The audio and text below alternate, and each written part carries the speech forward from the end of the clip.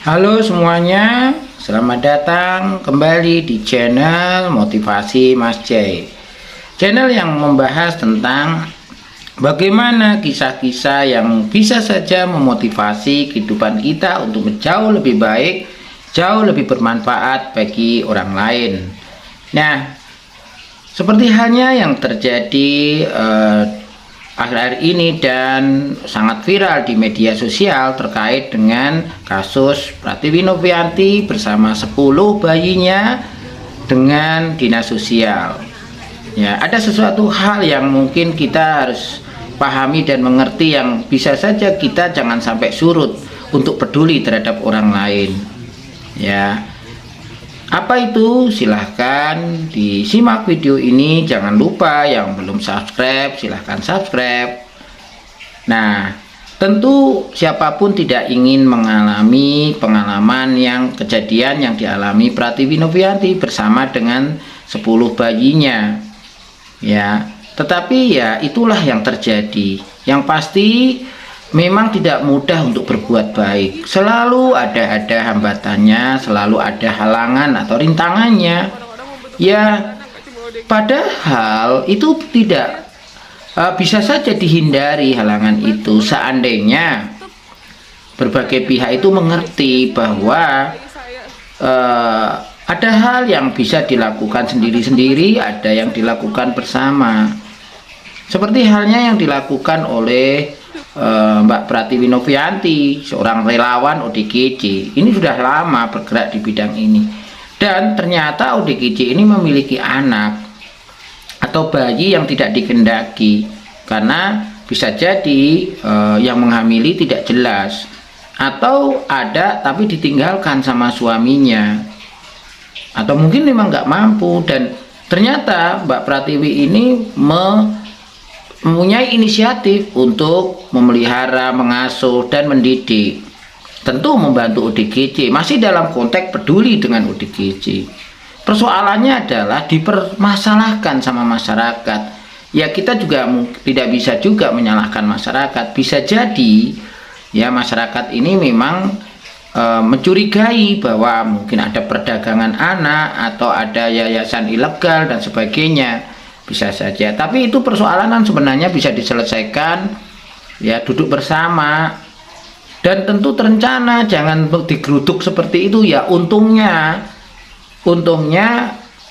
bayi-bayi itu masih kecil. Seandainya sudah usia kanak-kanak, anak sekolah, apa itu nggak bikin traumatik? Ibunya sudah gangguan jiwa, masa sih anaknya suruh gangguan jiwa juga gara-gara pengalaman traumatik yang tidak menyenangkan? Untung masih bayi.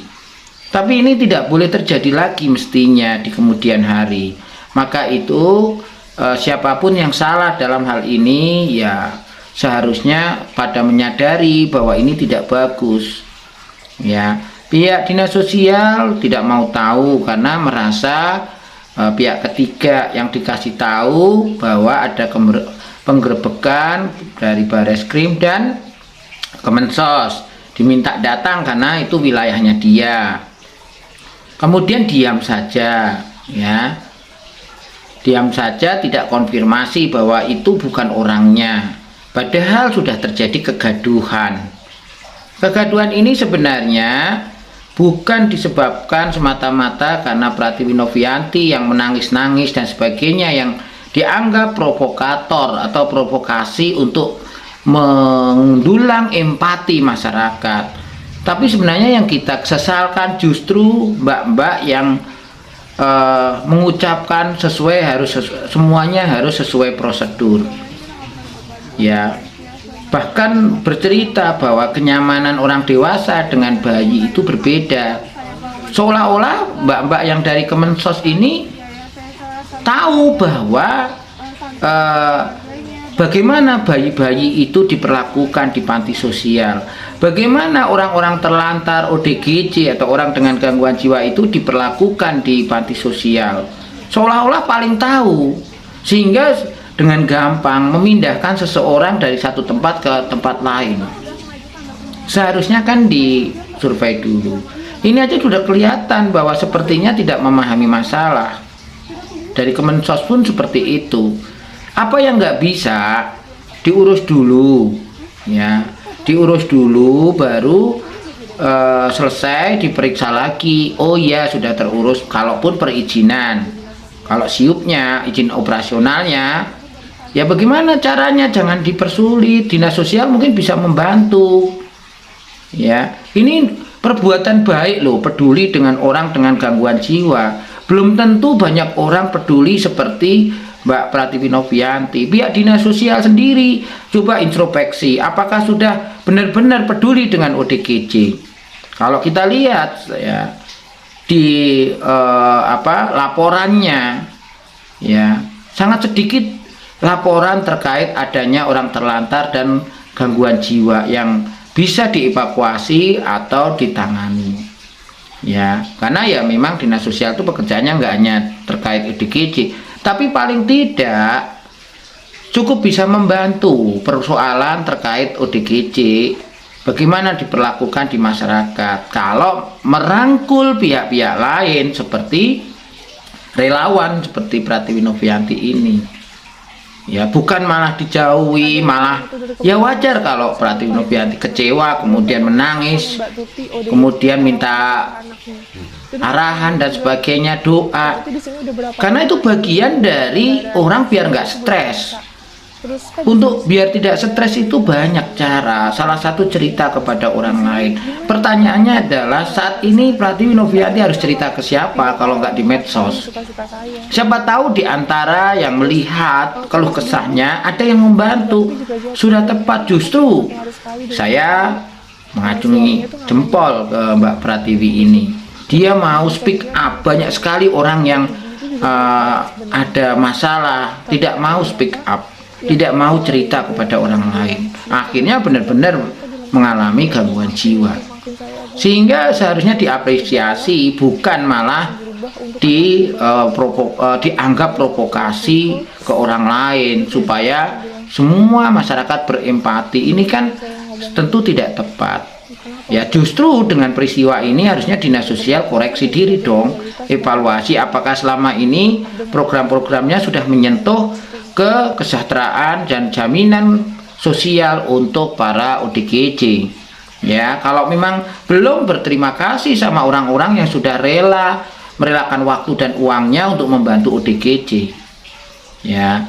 Nah, kemudian ketika ke depan membuat program, libatkan orang-orang yang peduli ini. Kalau memang harus sesuai dengan keinginannya Kemensos, ya bantu sosialisasi.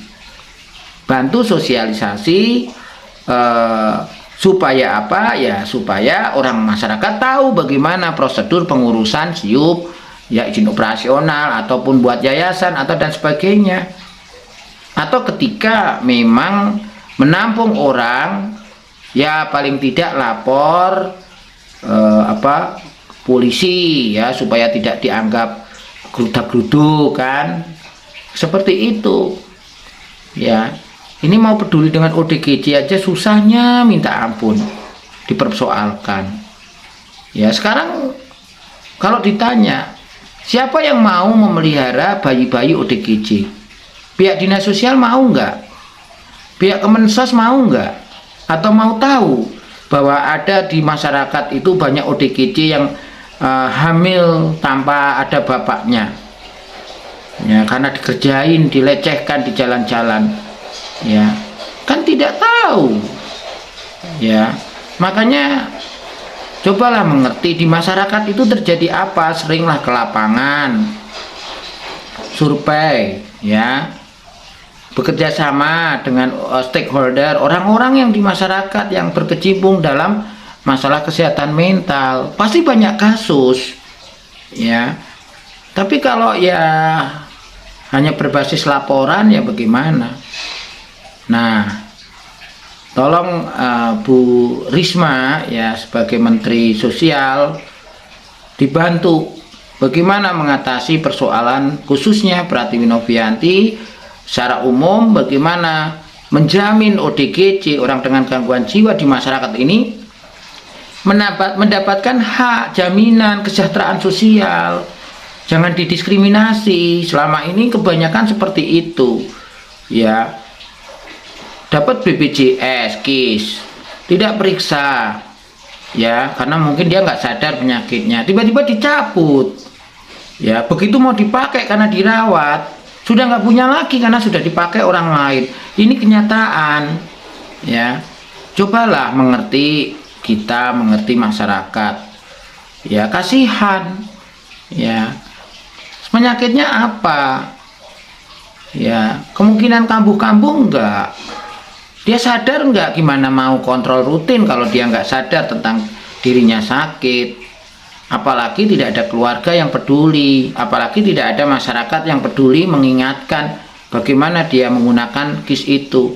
Ini sudah contoh nyata.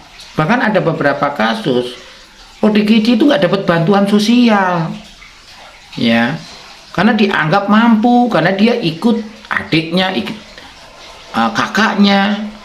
Tentu ini harus dipikirkan, ya. Jadi itulah kira-kira yang bisa saya sampaikan. Semoga memberikan wawasan, gambaran, ide-ide, gagasan sehingga ke depan kepedulian terhadap ODGJ ini semakin baik, ya. Silahkan kalau ada perbedaan pendapat atau komentar silahkan tulis di bawah, ya.